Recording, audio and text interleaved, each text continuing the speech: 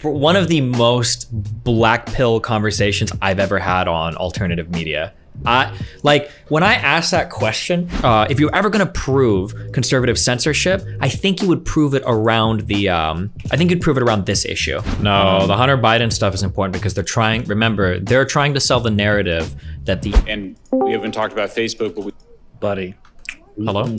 Of this Twitter file yet? Dude, have I what? Are you getting sick of this Twitter file yet? Yeah, it's just like the new Benghazi or Hillary emails thing they'll talk about for a while, but I feel like this is like it's getting to like the most ridiculous levels of like, there's nothing here. What are we talking about? But like, it's somehow still like so important to these guys. Yeah. Yeah, it's been, I think this is like the third or fourth congressional hearing over it. It's been like two different committees. So you have, this is a subcommittee under the Oversight Committee, and then they had one in the Oversight Committee proper. It's ridiculous. And I think they're going to continue with it. I don't think like this is the last one. So we may see the two guys that you did the debate with, Leighton Woodhouse and David Zweig. I wouldn't be surprised if they end up in front of Congress as well. Yeah. But it seems like they're just focusing on the Hunter Biden stuff and not so much like the COVID shit. Is that kind of surprising to you? Because I would have figured, Hunter Biden, that's so like yesterday. COVID is still ongoing, so I thought they would be focusing more on. No, the Hunter Biden stuff is important because they're trying to sell the narrative that the intelligence agencies were trying to shape the election. That's the narrative they're trying to sell. So Hunter Biden has to be the focus, right? Yeah, so I don't know if you caught this, because this particular hearing happened I think last week, and then before that happened, Matt Taibbi, the guy on the left, he had a conversation with Brianna Joy Gray, and I didn't see all of it, but she asked him about because there have been some revelations after the first hearing that the Trump White House attempted to suppress a tweet by Chrissy Teigen, and apparently they also reached out to try to get Jimmy Kimmel fired from his late night show. Like, they reached out to Disney executives, and Brianna Joy Gray hold on, can you make a note on our DMs and send me that if that's true? Yeah, that's really insane if that's the case, but sorry, go ahead. No, yeah, go ahead. And actually, I'll send you another. Rolling Stone, apparently they spoke with several ex-Trump employees after the first hearing, and there was an ongoing database of requests from Democrats and Republicans attempting to lean on Twitter to get certain tweets and taken down. So apparently this is like fairly ubiquitous. Yeah, I did hear that. Was it Rohana that was questioning this process, I think? But yeah. I did hear that, yeah, there's a steady stream of... But when I looked into stuff that was being reminded for taking down, like I said, a lot of it was like Hunter Biden dick pics and shit. I couldn't find like Congress people making like requests of like, that's kind of shitty that they would request us to be taken down. But I could be wrong. Maybe I just haven't seen it yet, but... You may have, but I mean, obviously I think they're like 20 Twitter file threads, so it's probably buried. But they did produce, it was either Matt Taibbi or Schellenberger. One of them produced some screenshots of Angus King, who is an independent senator who caucuses with Democrats. He apparently, members of his campaign staff sent like an Excel spreadsheet to Twitter saying, hey, look, we found these accounts that we want you to take a look at. I can't remember exactly what the predicate was, like if it was a TOS violation. Wait, was this like the 200,000 accounts or whatever? I think, yeah. Okay, those accounts, according to the email, they claimed that they had strange histories because they'd only tweeted a few times, and they all followed, I think, 2 or more like Chinese politicians or whatever. So they flagged them as they might be bot accounts. However, my understanding is Twitter saw that. And they didn't think it was credible enough, and Twitter didn't act on that. So even that huge list of accounts, Twitter didn't ban any of those people because Twitter didn't think that they were legitimately like bot accounts or whatever. And fair enough. And I don't know if you're at this part in the hearing yet. I saw that you were watching it, but at some point, Taibbi or Schellenberger, one of them makes a point when they're asked by a Democratic congressperson. They're like, "Hey, we heard from the last hearing that the Trump White House attempted to basically shut up a celebrity who, despite her fame, she's still a citizen. That's pretty censorious. Or are you aware of that exchange?" And either one or both of them were like, "No, but we did hear about Angus King and Adam Schiff." And it's like, there was never a follow-up, but it's like, why are you focused on one random congressperson and one random senator and not the sitting president of the United States? Because this is something that, I don't know, like people who talk about the Twitter files, even conservatives, like this was one of the points I made with Connor. He and I had a conversation about it a week ago too.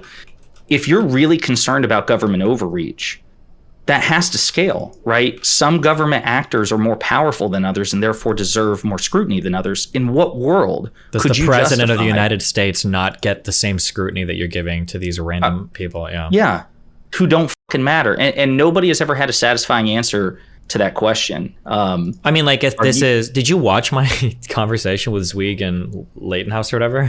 Dude, it was awful. Yeah. It was one of the most black pill conversations I've ever had on alternative media.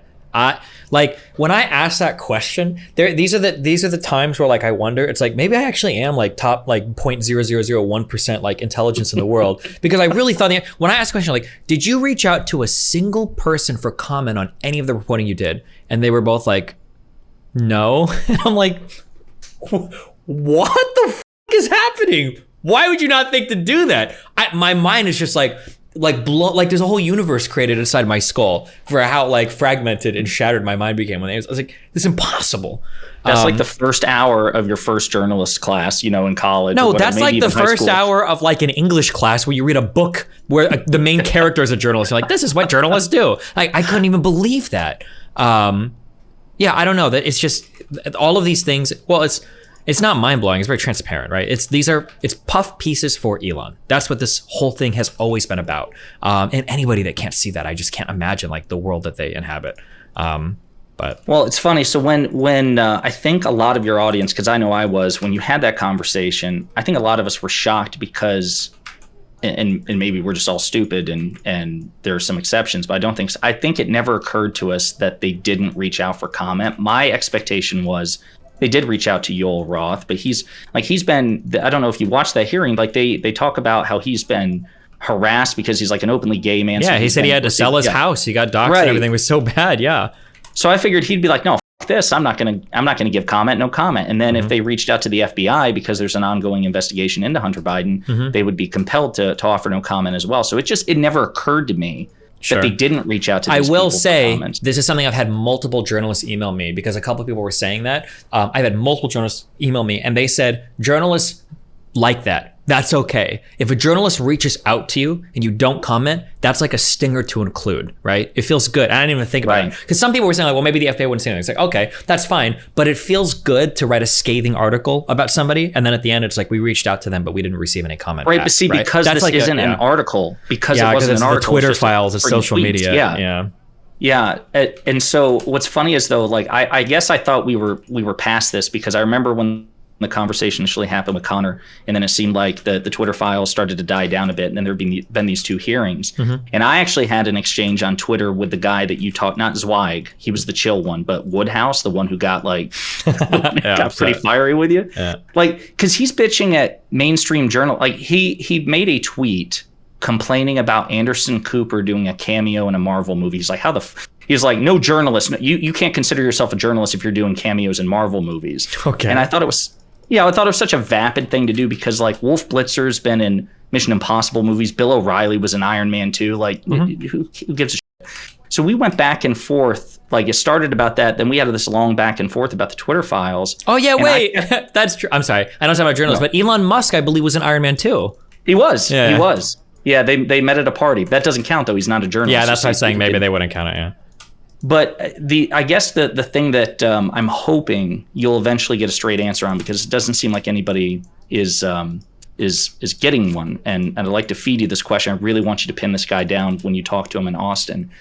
I want an explanation why you don't, if you're really concerned about government overreach, how you can justify focusing on FBI liaisons, again, Congress people, senators. I'm not saying that there's not misconduct there that you can't scrutinize. Fair enough if you sincerely believe it's there. But if you know that the Trump White House was soliciting this shit too, how can that just be like a footnote? How can that just be like the Trump White House did this shit too, but here's like random FBI agent number 45 and he's like having weekly conversations with Twitter. The now, liaison Twitter guy, and like he said that like maybe it'd be a good idea that this account violated your TOS, and it's like Meanwhile, these people in the subcommittee referenced something that I'd never heard before. I don't know if it's even true. I'm assuming it is, as they said it here. But like they referenced the idea that Trump apparently had an exchange with, I think you brought the name up, had an exchange with somebody, and they asked for that exchange to be removed from Twitter. That's Chrissy pretty. Teigen. Yeah, I think it was the Teigen thing. I was like, that sounds like a kind of a big deal. I can't believe I've never heard of that before. Right. Because that wasn't not like anything like leaked or like classified. That was just apparently they thought he looked bad in an exchange, and they she called him a pussy ass bitch. And by the way, this is hilarious. So during the first hearing, I guess Democrats had heard of that, or they were prompted to do it for some reason, but they asked one of the executives under oath, and because this is all in the record, they asked her about and the witness was like, "Do you want me to read the quote verbatim?" And they're like, "Yeah, please." And they were like, "Well, pardon my spicy language, but Chrissy Teigen referred to President Trump as a quote pussy ass bitch quote," and like 2 or 3 other Democratic Congress people basically, like, when it was their turn to speak, made her like quote it again. So like it's in the record 4 or 5 times in the congressional record. Yeah. You know, like you could make the clerk read it back. I'm sorry, I didn't hear that. What was the last thing? Donald Trump is a pussy ass bitch. I love that. I'll send you the Jimmy Kimmel thing. But the other thing I was going to ask you about the Twitter files, because this is part that I've not weighed in on. And when I had this conversation with Connor, we started to dip into it a bit, and I'm like, it's about Twitter files as pertains COVID. And I was hesitant to get into that because not having like a really strong medical background and it dealing with like issues of public health, I've been focused more on like just the political shit with Hunter Biden. From what you read, did you read any of the Twitter file stuff that was about COVID, or was it just about Hunter Biden? Yeah, a little bit, the COVID stuff, yeah. That I think the CDC, I think it was not the NIH, I think it was the CDC was making requests for like, hey, this might violate the medical misinformation policy and stuff. I believe that there are messages from the CDC pointing out certain tweets, yeah. Did you, as far as you're concerned, is there more or less substance to the Twitter files about COVID than Hunter Biden? Like, did the CDC do anything sketch in terms of trying to? No, but that's where I personally don't think so. But that is where like there is an interesting conversation to be had, right? Because unfortunately, COVID is like highly politicized today, right? So like if the government is making recommendations to Twitter for tweets to look at, and these are highly politicized issues, like does the CDC have a right to do that, or should they be in the business of doing that? And like, I mean, obviously I don't think that, like, I fully support removing those types of tweets, but I think there's probably a legitimate question there for Americans to ask, like, you know, do I feel like my government is censoring me? Which is honestly, if they could take like Hunter Biden's dick out of their brains for a moment, I think that that's where Republicans should probably be focused, because if you were ever gonna prove conservative censorship, I think you would prove it around this issue. That like, well, right. Look at the COVID stuff, right? That was very clearly a partisan thing because Democrats believe this and conservatives believe that, and they're trying to, you know, push this issue about COVID. I think I'd focus more on that than the Hunter Biden thing. See, and that was kind of what precipitated my first question when I came in here. I was shocked that we're still like, again, 2 or 3 hearings in, and they're focused exclusively on the FBI Twitter Hunter Biden laptop story, which, as far as I can tell, this is as unambiguously clear as possible. I mean, number one, Biden wasn't in power at the time. He was basically a private citizen, yes, running for office, making a request that dick pics of his son be taken off. And as far as I know, everyone under oath, from Yoel Roth, Elvis Chan, the other nobody made a specific ask about Hunter Biden. And I don't I don't know how these conservative people like live with themselves doing this. They all love to selectively quote Yoel Roth, but they don't believe him when he says the Hunter Biden thing. They're like, Yoel Roth said this and that and that and that, and he said this and that. He also said nobody mentioned Hunter Biden. Well, I think he's just covering his ass when he says, like, well, okay. Like, we're just going to selectively believe him, I guess, then? Whatever. Like, I don't know how I'm supposed to respond to that. I guess you win, right? If we're only going to selectively clip when he said under oath, by the way, when he said under oath, you're accusing him of lying under oath, then fine. But I mean, like, f- me, I guess. Like, how can I even have this conversation with you for real if you're going to selectively quote him, you know?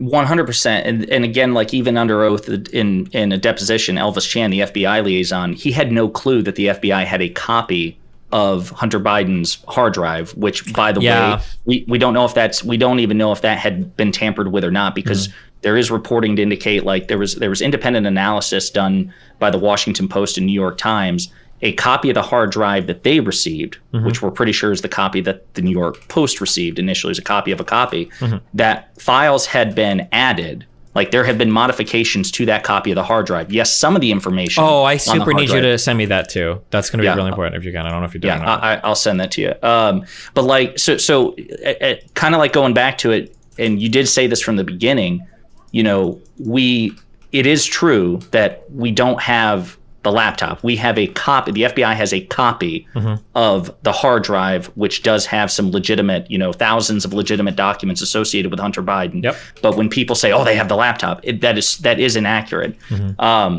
And the FBI that were liaison, the FBI agents that were liaising with Twitter had no idea, because that was, you know, that when Because that came people up, assume that if somebody in the FBI knows it, everybody in the FBI knows it. That's the it's assumption. 35,000 people though who Yeah. work for the FBI. Yeah. Like it's insane. And then when I was having the conversation with Connor, he also was bringing up like their associations with, like, one guy was associated with Peter Strzok, you remember, from the Russiagate shit and stuff like that.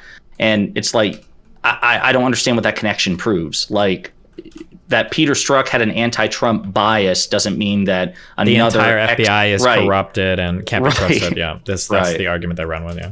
Yeah. But no, I'll send that to you. Do you know if Schellenberger, I know Woodhouse is going to be in Austin and you two are supposed to have a conversation about it. But I'm pretty sure I've also heard you Schellenberger say is there too. Schellenberger. Yeah. Oh, nice. Yeah, this Okay. is going to be an interesting conversation. I will- feel like nothing. I feel like the more that comes out and the more that's related to this, like, just the worse they look all around. And like, they've already had access to all the files, so the most salacious stuff, I imagine, is already going to be out there. So if they don't look good now, like, it doesn't feel like the future bodes any better for them. So I don't know. Are you surprised at how defiant they've been in testimony? Like, I don't think they've been inappropriate, but like they've been, Taibbi and Schellenberger were both more combative than most congressional, you know, hearings I've seen. No, it seems like, I mean, these guys are getting a ton of support, like, socially and everything. Like, why wouldn't they be, right? They probably feel like super emboldened. These guys are like fucking heroes now. Their Substacks are growing, their influence is growing, they're picking up like these like populist audiences from the right. Like, yeah, I imagine they probably are sitting pretty good right now. Yeah, fair enough.